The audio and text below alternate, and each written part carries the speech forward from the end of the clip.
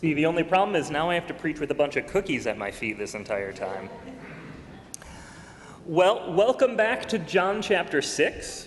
If you might recall, we talked a little bit last week that this is a 5-week set in this one little section of John where we talk about Jesus as the bread of life. And so today we are coming right to the middle. We're at the halfway mark.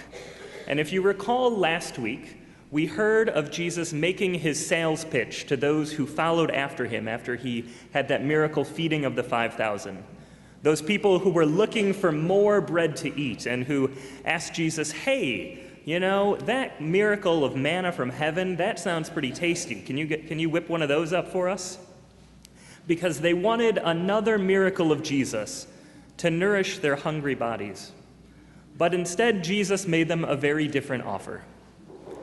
See, he looked at them and said, I am the bread of heaven, and he offered himself. He said, better than any loaf that you can find in the stores, now that's a paraphrase, and the only cost is you believing and trusting in me.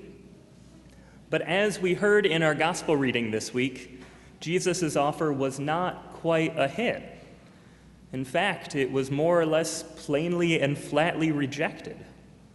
See, the group who followed him weren't looking for what he was trying to offer them, and verse 41 makes it abundantly clear.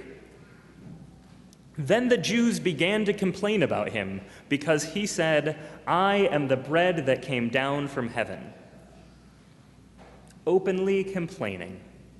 But there's something else in that verse too, something that I think is very important, and I wanted to take a couple of minutes to look at, to dive in, to see a little bit something that's going on beyond this text.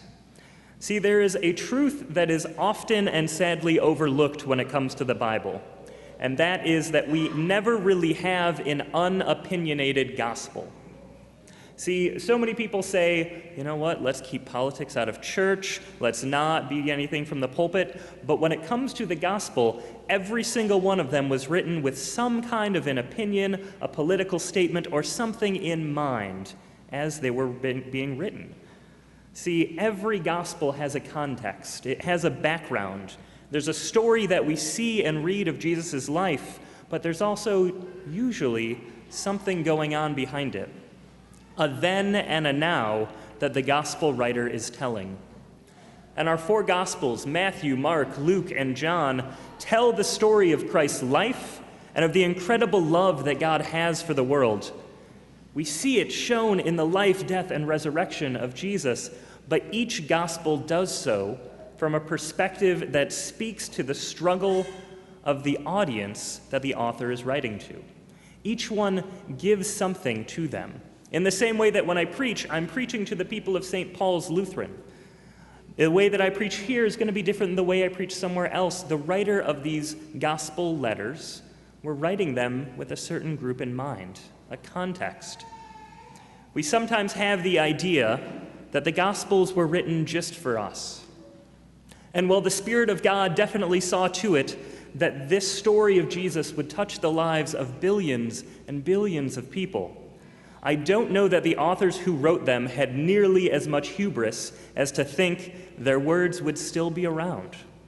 See, I honestly can't imagine a writing of mine would still be read, particularly would still be considered something to base your life around 2,000 years from now. In fact, I take that back. I would be terribly frightened to consider that something I wrote would do that. But the gospel of our Lord Jesus Christ is Spirit-filled. It is something that has come fresh to every person from age to age. But it's also so essential for us to know the situations that are going on behind it. What drove the gospel writer to find that story within a story? And in this passage, we have a line that I think opens up the Gospel of John a little bit. And that is something that we saw right there in verse 41, when we hear words like, and the Jews began to complain about him. Words that could be, and sadly have been, universalized. They've been taken to give an impression that all Jewish people turned against Jesus, which is, of course, ridiculous because all of the people who also follow Jesus were Jewish. Because in the Gospel of John, you're either a Roman official or you're a Jewish citizen. You pretty much only have those two. But in the reality here, we're reading a gospel that it has kind of a religious civil war going on. See, groups of Jewish believers had been exiled, had been removed from the synagogue that they had long worshiped in, and they lost something that was central to their faith. And coupled with the destruction of the temple in Rome, you have a group of believers who are cutting a new trail, who are trying to find their way in organizing a religion around who this Jesus Christ is, whose understanding of God is coupled with their understanding of those who haven't found Christ as Messiah. See, Jesus' statement, "I am the bread of life," becomes this battleground in this civil war between these two groups. You have those who follow Jesus, and then you have those Jews who began to complain about him. There's a historical moment of tension that divides the crowd and even divides his disciples. See, this claim is radical. When Jesus says, "I am the bread that's come down from heaven," and this group in front of him says, "I know your mom and dad," this is a radical claim. And so it should not be taken lightly that people took some unease with it. When we think of who Jesus is, what his life was, how miraculous his coming truly is, we have to ask ourselves, where would we be in this situation? Because honestly, when Jesus starts talking about, "I am the bread that you're going to eat," we who have been kind of associated with this wonderful meal of communion most of our lives, if not all of our lives, kind of understand where it's coming from. But those people standing in front of him maybe don't make this connection. Remember, this communion meal hasn't even been instituted yet. So when Jesus is talking about being the bread from heaven, I think there's another layer here that we can also look at. See, Jesus in a way is the new manna. Those who came before him asked him, "Show us this sign, give us this miracle." You know, we loved it when that manna came down from heaven. Jesus, can you do that one again? And Jesus says in this gospel text very plainly, you know, every one of your ancestors who ate that manna, they died. But if you eat the bread that I am offering you, you will have eternal life. What was this manna? See, to really understand this, we have to go back. We have to look at this story in the Exodus as the people are starving in the wilderness, as they are asking God, "Please, you sent us from Egypt, you gave us freedom, but freedom for what if we're just to die here in the desert?" And so God steps in. God does this tremendous act, and manna comes down from heaven. God's provision for the people's time of need. And I think something that we need to understand here is that Jesus says, right now, you are in need of a new bread. You know what? You can fill your bellies to the brim, but at the end, it's not going to see you through. What he's saying is when God sent this manna down, he meant to save your lives, to give you food, to fill you. But at the same time, it was so that this story could continue. One could say that this manna was just one step in the recipe that was being carried on until we could finally bake this bread of life. That Jesus is the culmination of a long, long line of miracles, of interventions, of times when God stepped into the world to help and see his people through it, where God's love shined repeatedly in their lives. See, this manna that they received from heaven was God's grace raining down.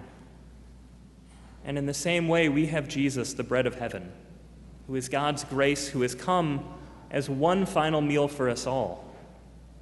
He's Jesus, the bread that never truly leaves us hungry.